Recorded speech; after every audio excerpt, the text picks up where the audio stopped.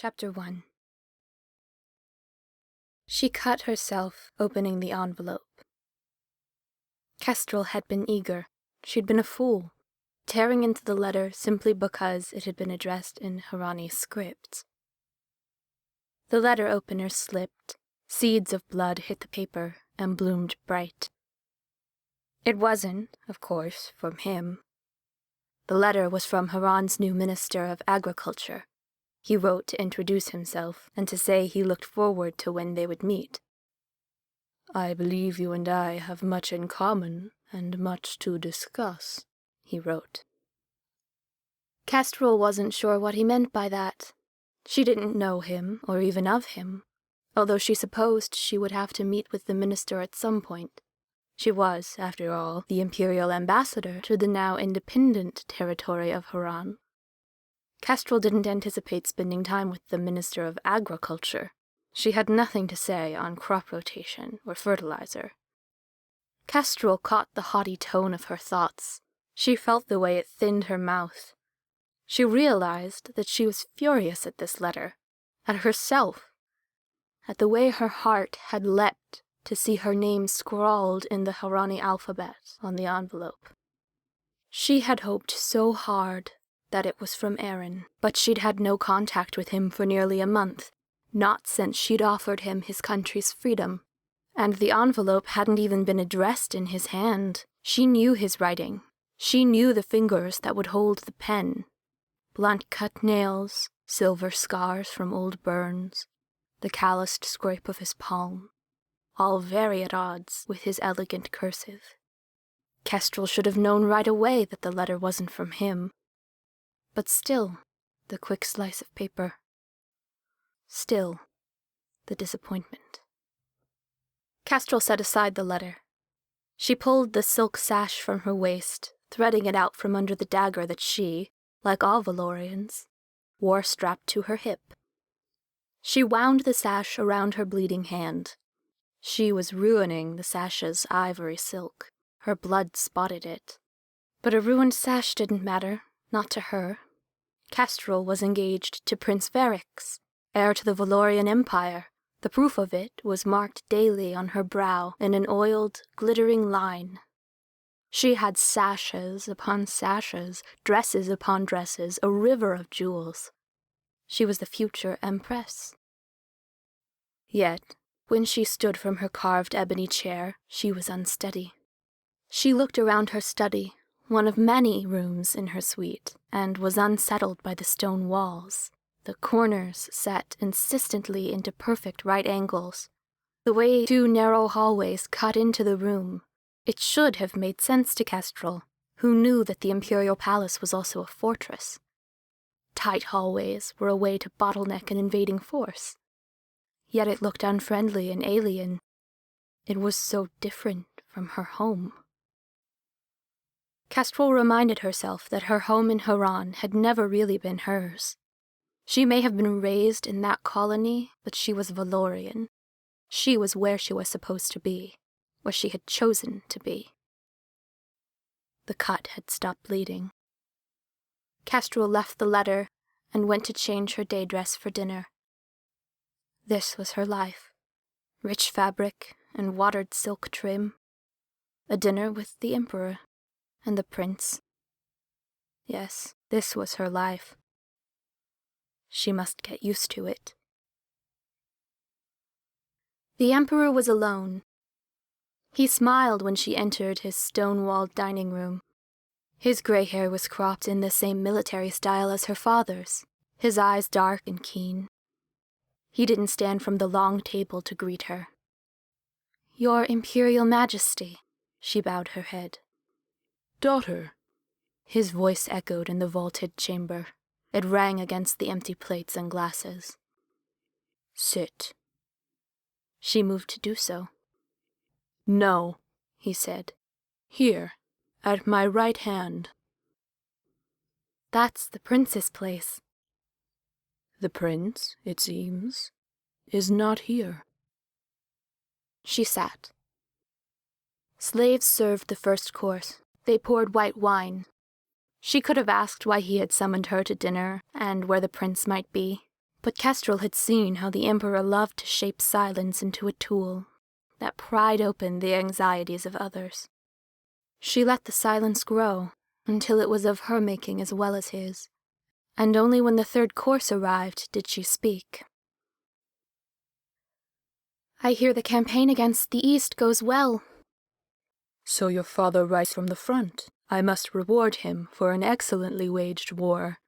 Or perhaps, Lady Kestrel, it's you I should reward." She drank from her cup.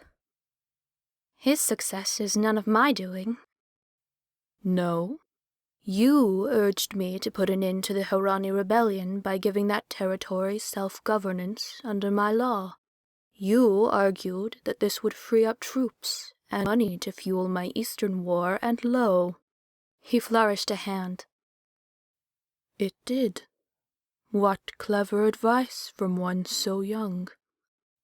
His words made her nervous. If he knew the real reason she had argued for Harani independence, she would pay for it. Kestrel tried the painstakingly prepared food. There were boats made from a meat tureen, their sails clear gelatin. She ate slowly. "Don't you like it?" said the Emperor. "I'm not very hungry." He rang a golden bell. "Dessert," he told the serving boy, who instantly appeared. "We'll skip ahead to dessert. I know how young ladies enjoy sweet things." But when the boy returned bearing 2 small plates made from porcelain so fine Kestrel could see light sheer through the rims, the Emperor said, "None for me." And 1 plate was set before Kestrel, along with a strangely light and translucent fork. She calmed herself. The Emperor didn't know the truth about the day she had pushed for an end to the Harani rebellion. No one did. Not even Aaron knew that she had bought his freedom with a few strategic words and the promise to wed the Crown Prince. If Aaron knew, he would fight it. He'd ruin himself. If the Emperor knew why she had done it, he would ruin her. Kestrel looked at the pile of pink whipped cream on her plate, and at the clear fork, as if they composed the whole of her world. She must speak cautiously. "What need have I of a reward when you have given me your only son?" "And such a prize he is. Yet we've no date set for the wedding. When shall it be? You've been quiet on the subject." "I thought Prince Ferrex should decide. If the choice were left to the prince, the wedding date would be never." "Why don't we decide?" "Without him?" "My dear girl, if the prince's slippery mind cannot remember something so simple as the day and time of a dinner with his father and lady, how can we expect him to plan any part of the most important state event in decades?" Kestrel said nothing. "You're not eating," he said. She sank the clear fork into the cream and lifted it to her mouth. The fork's tines dissolved against her tongue. "Sugar," she said with surprise. "The fork is made of hardened sugar." "Do you like the dessert?" "Yes." "Then you must eat it all." But how to finish the cream if the fork continued to dissolve each time she took a mouthful? Most of the fork remained in her hand, but it wouldn't last. A game. The dessert was a game, the conversation a game. The Emperor wanted to see how she would play.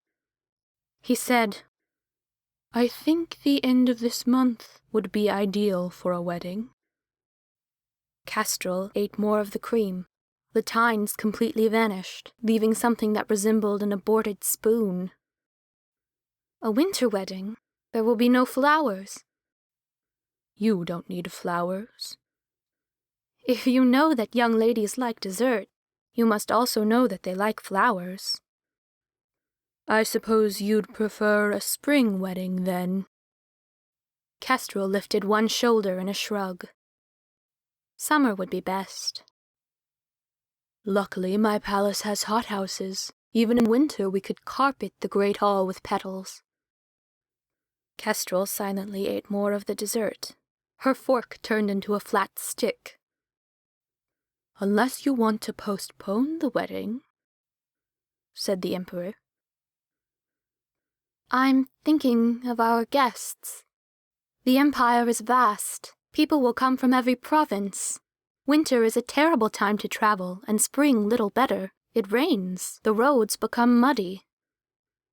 The Emperor leaned back in his chair, studying her with an amused expression. Also, she said, I'd hate to waste an opportunity. You know that the nobles and governors will give you what they can. Favors, information, gold, for the best seats at the wedding. The mystery of what I'll wear and what music will be played will distract the empire. No one would notice if you made a political decision that would otherwise outrage thousands. If I were you, I would enjoy my long engagement. Use it for all it's worth. He laughed. Oh, Kestrel, what an impress you will be. He raised his glass. To your happy union on the day of first summer.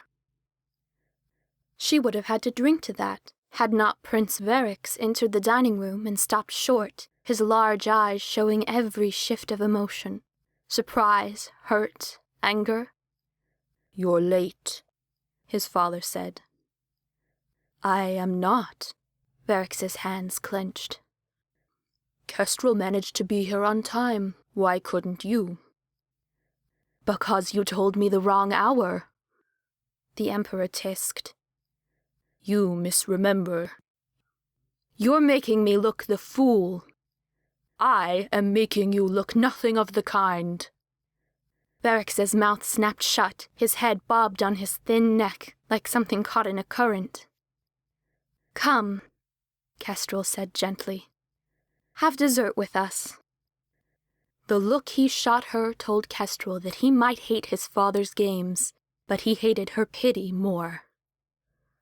He fled the room. Kestrel toyed with her stub of a sugar fork. Even after the prince's noisy course down the hall had dwindled into silence, she knew better than to speak. Look at me, the Emperor said. She raised her eyes. You don't want a summer wedding for the sake of flowers or guests or political purchase, he said. You want to postpone it for as long as possible. Kestrel held the fork tightly. I'll give you what you want, within reason, he said. And I will tell you why. Because I don't blame you, given your bridegroom. Because you don't whine for what you want, but seek to win it, like I would. When you look at me, you see who you will become. A ruler. I have chosen you, Kestrel, and will make you into everything my son cannot be. Someone fit to take my place. Kestrel looked, and her look became a stare that searched for her future in an old man capable of cruelty to his own child. He smiled. Tomorrow I'd like for you to meet with the captain of the Imperial Guard. She had never met the captain before, but was familiar enough with his role. Officially, he was responsible for the Emperor's personal safety. Unofficially, this duty spread to others that no one discussed. Surveillance, assassinations. The captain was good at making people vanish. He has something to show you, the Emperor said. What is it? A surprise. Now, look happy, Kestrel. I'm giving you everything that you could want. Sometimes the Emperor was generous. She'd seen audiences with him where he'd given senators private land in new colonies, or powerful seats in the quorum. But she'd also seen how his generosity tempted others to ask for just a little more. Then his eyes went heavy-lidded, like a cat's, and she would see how his gifts made people reveal what they really wanted. Nonetheless, she couldn't help hoping that the wedding could be put off for longer than a few months. First summer was better than next week, of course, but still too soon. Much too soon. Would the Emperor agree to a year? More? She said, "First summer?" Is the perfect date. Kestrel's gaze fell to her closed hand. It opened with a sweet scent and rested empty on the table. The sugar fork had vanished against the heat of her palm.